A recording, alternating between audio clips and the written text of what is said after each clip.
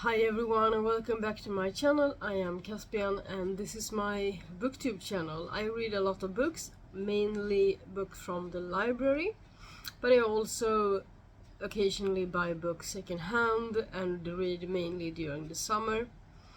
And of course I have a book-loving father that doesn't mind sharing his immense library with me and lend me a book or two from time to time. And one of those I'm gonna talk about today. So today I'm gonna talk about my two most recent reads, and I read them parallel. I'm gonna talk about that soon. So this one, European Travel for the Monstreous Gentlewoman. So this is the second book in the Athena Club series by Theodora Goes, and it is from the library, as you can see here. And The Hobbit by JRR Tolkien. So, those are the books I'm going to talk about today. Yep.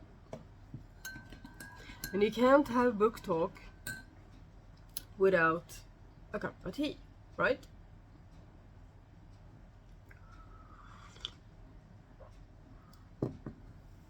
So, where do I start? I think I will start with The Hobbit. So, I started reading The Hobbit in January of this year, and I wanted to take part in the Middle-earth-Along, or the Middle-earth Read-Along, here on BookTube, and I wanted to read this one in January and then all of the Lord of the Rings books in February, March and April. And we are now at the end of April and I just finished this one. So in January I soft DNF'd this after like a week or so of trying my very best to read it. I just couldn't get into it. I felt like I was ripped out of the story every time the author addressed the reader in a way. And so in January my main problems were that, and also the fact that Tolkien has a way of just describing everything, you know if you read it, you know. So I'm not gonna delve into that aspect, but I had a really hard time reading it physically. So I soft DNF'd it, which I felt was a shame because one, I really enjoyed I did enjoy the movie, and I did want to attempt to read the Lord of the Rings trilogy as well, which I also had to not even start because I wanted to finish this one before going into those books. So I ended up opting out of the Middle-earth-Along, but I have saved all of the videos, all of the live shows, so that when I get to each of the books I can watch the discussion afterwards, or when I wish to. And actually, when I picked up this again, so I picked it up at towards the end of March, so I've been reading it for a month now. So I picked it up again towards the end of March, and I started over with it. And that is also when I decided to watch the live show, because I wanted to understand what people liked about it. I wanted to hype it up for myself, I wanted to be motivated to read it. So I think one of the main reasons I wanted to read it, because you might wonder why bother, why why go through the torture, or if because I am the first to say that life is too short for bad books. But I didn't think in my heart that this is a bad book. I just had a hard time with it. So one of the main reasons I wanted to read this at all is because my dad loves it. And he was kind of disappointed when I told him I didn't really like the writing style, and in January, so that's the reason why I picked it up again towards the end of March.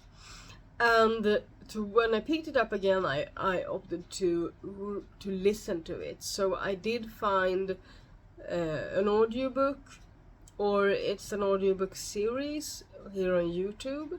So I'm gonna link that one in the description box so that you can look it up if you'd like to.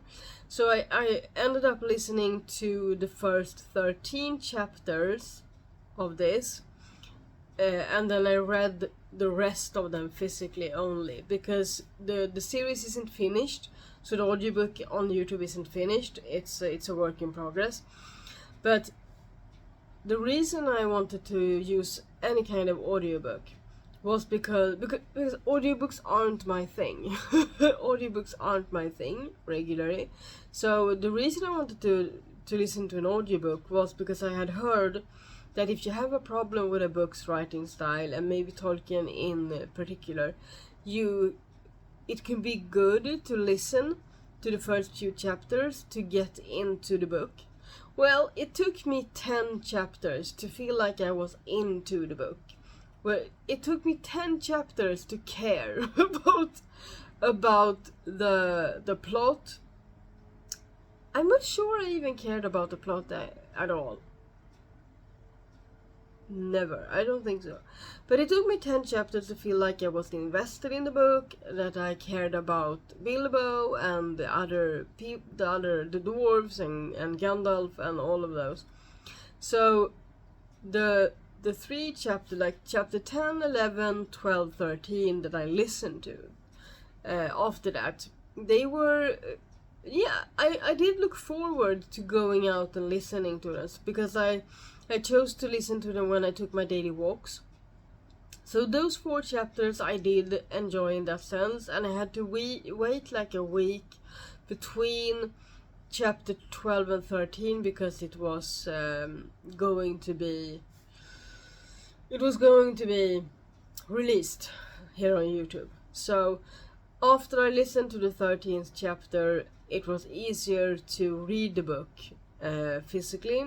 So if you go look if you go look when that aired, I listened to it like the day after it was published, I think, here on BookTube or YouTube, and I finished this yesterday, so then you can see how many days it took for me to finish the last few chapters, 14 through 19, I think. So I think my conclusion is, so I don't think I need to tell you what this is about. It is The Hobbit, you know. But this is my understanding of the plot. For some reason, Gandalf chose Bilbo to go together with him and the dwarves to a mountain where they were to slay the dragon, and this dragon had been, like, for generations, it had been sitting on top of a treasure inside a mountain, and I think it had killed all of the dwarves that lived in the mountain from in the beginning. So the dwarves were kind of going there to reclaim their treasure and reclaim their castle almost. And for some reason, Gandalf thought that, well, Bilbo would be a nice addition to this journey. I still don't really know why. I understand a few things about his... I have a deeper understanding for his personality and his abilities, but I still don't really understand why. Yeah. So that's kind of the plot. And I think... Did I miss anything? I wasn't really... I had a hard time paying attention for the first 9 chapters, mind you, so... So, I gave this book 2 stars. 2 stars. And I feel like I'm generous, and I think a part of those 2 stars is because it's not that it's popular, but that it has had such an impact on the fantasy genre and the cozy fantasy genre, which was one of the reasons I wanted to read it. So I think a big part of that is like the impact it has had. I recognize that it has had a great impact on literature overall, and the fantasy genre in more specifically. And I did get through the book. I did not enjoy it that much, but I was invested towards the end a little bit. And it had some funny moments, and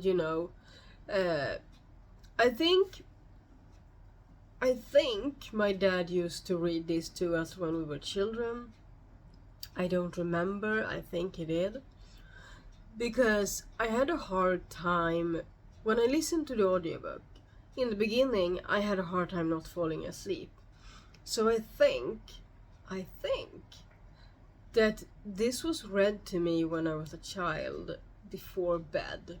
So it was kind of ingrained into my mind to fall asleep. Which is not the best, when you want to listen to a book and really get through it. So I'm still processing this book. I do think, so based on this one, I would not read the Lord of the Rings series. Based on this one alone, I would not. I will, however, try at some point because of 2 reasons. My dad loves it. And 2, I have seen the movies and I did enjoy the movies a little bit. They were long. They were so long. So I think I need to be in the right mindset and be like, yeah, I need to go slow with it, and I think I'm gonna try and find audiobooks, because what I have found with Tolkien's way of writing, if it is consistent through his works, is that it's a storytelling way of writing. So his writing works really well audibly. So like I feel like I know that this is based on his bedtime stories, or like the stories he used to tell his children, and you can really tell. And I think if I had consumed this that's why it's hard for me to consume them with my eyeballs, or this one with my eyeballs, because it's like these stories are supposed to be consumed audibly, maybe visually. I would maybe have loved to watch like some kind of like play acting kind of, something like that, or a storyteller that really embodied all of this. And that's why I enjoyed the audiobook by John's Sleep Stories, I think it was. I think that's the name of the channel. I did enjoy it because he really could embody all of the characters and give them different voices. That was a big deal to me. If it had been more like generic, and if it had been more flat, I think I would have DNF'd it again, and I would have hated myself for it. So I did get through it, and I have like 3 places where I put some tabs, and my first one is just what the fuck. And I think that's let's see what it says. So this is what I tabbed the first time at page 49. Now it is a strange thing, but things that are good to have and days that are good to spend are soon told about and not much to listen to, while things that are uncomfortable, palpitating and even gruesome may make a good tale and take a deal of telling anyway. I remember being just confused, just utterly confused. And then I have like an "Moon letters are rune letters, but you cannot see them," said Elrond. "Not when you look straight at them. They can only be seen when the moon shines behind them, and what is more, with a more cunning sort, it must be a moon of the same shape and season as the day when they were written." This one I understand. It was one thing that I kind of enjoyed. but but it's really an example of the elaborate descriptions. It's like this was like five lines in this book, or 4 lines, and it could have been just so much shorter. and but yeah, so I can appreciate it from like a literary standpoint, and I can appreciate it artistically, but I did not appreciate it when I read it. Yeah, the writing style, I can appreciate the artistry, but I cannot appreciate it as a consumer. There's just something that makes me not work with Tolkien, or him not work for me. So I'm done with this now. I'm done with it. So, on to a 5-star read. Yep. This was a 5-star read for me. See how much I tabbed, and I put this on my wish list. So, and my want because I need because I want it. So weird. In Swedish it's just one word, willhaver. But need because I want it. Book. This is the second book in the Athena Club series by Theodora Goes. The first book was The Strange Case of the Alchemist's Daughter. So the plot in the first book, there are a lot of people just coming together. So we have, it's the same people that are in this book. So in the first book they come together, they find each other, or Mary Jekyll saves the others, you might say, with the help of Sherlock Holmes and Dr. Watson. And Mrs. Poole, we cannot forget Mrs. Poole, which is like the housekeeper in the Jekyll household. So the people in these books are Sherlock Holmes and Dr. Watson, Beatrice Rappaccini, Catherine Moreau, Justine Frankenstein, Mary Jekyll, Diana Hyde, and in this book, the second book, these people go to rescue Lucinda Van Helsing. She's being kidnapped. So they are going on a journey through Europe with the Orient they take the Orient Express, and then they do some other journey as well to find and rescue Lucinda Van Helsing. And also in these books there are kind of alchemist society are a society that wants to find ways for humans and to become immortal and to overcome illnesses and that sort of thing. And it's you can think it's an admirable, thing to strive for, but they do it through alchemy and through transmutation. No, I don't know the word for it. I forgot. But they do it through experiments that, for once, that's what Dr. Frankenstein did to make Justine. So Justine is Dr. Frankenstein's daughter, and he pieced her together just as he did the Frankenstein's monster. And so all of the people involved in this are monsters. They have been, against their will, they have been experimented on. So the Athena Club is a group of these people, of these women that come together to kind of work against the alchemical society.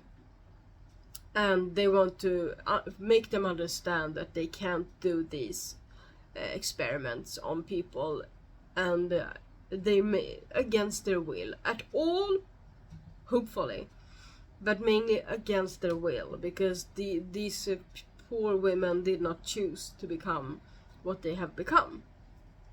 So I really enjoyed this.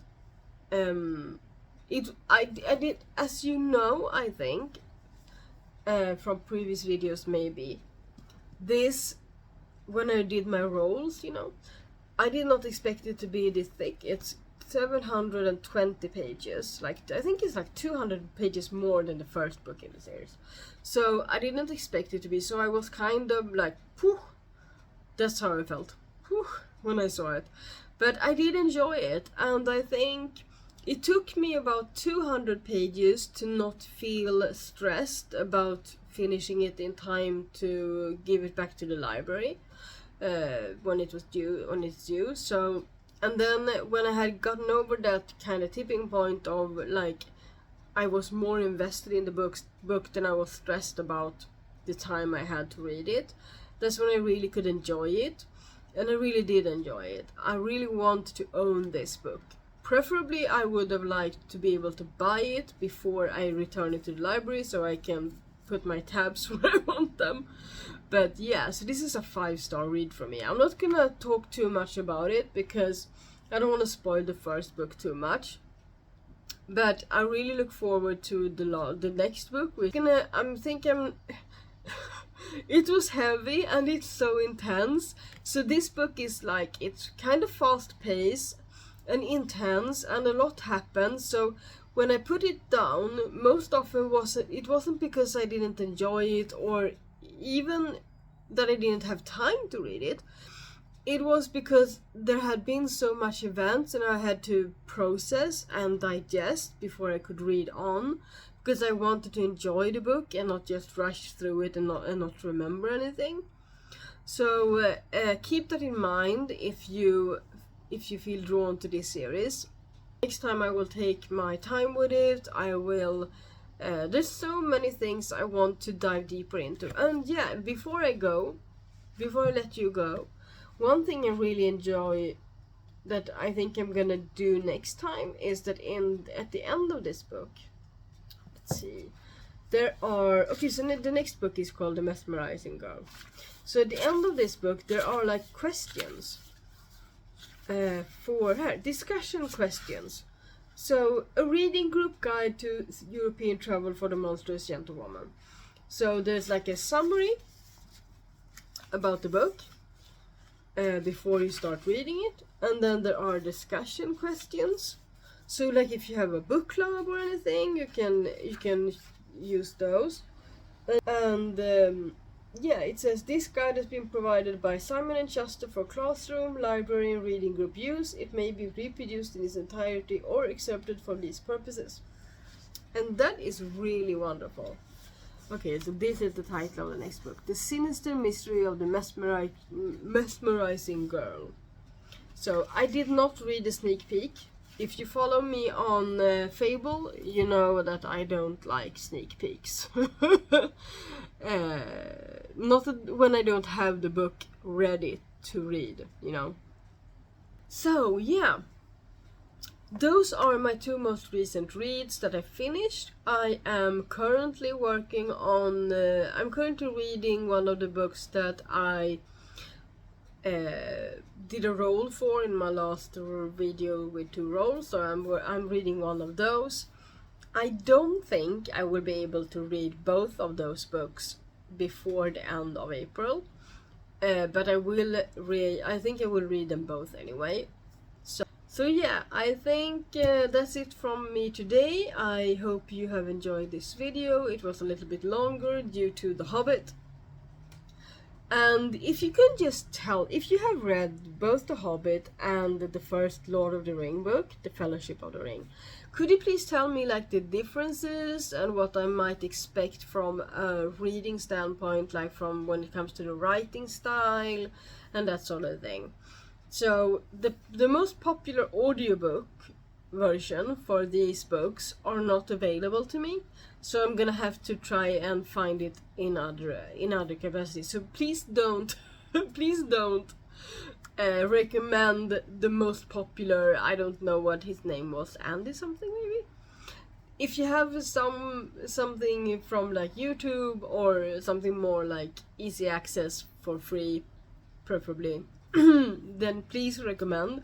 But otherwise, just tell me what I can expect, and yeah, I think I'm gonna opt for mixing reading with my eyeballs and listening to the audiobook for the next book as well, but it won't be in May. May is my birthday month, and I will not I will not, probably, never say never, right? But I will probably not engage in Tolkien's writing in during my birthday month. So that's that. I wish you happy reading. I wish you to enjoy your reading, whatever you are reading, and I will see you in the next video, whatever that may be. Xingling!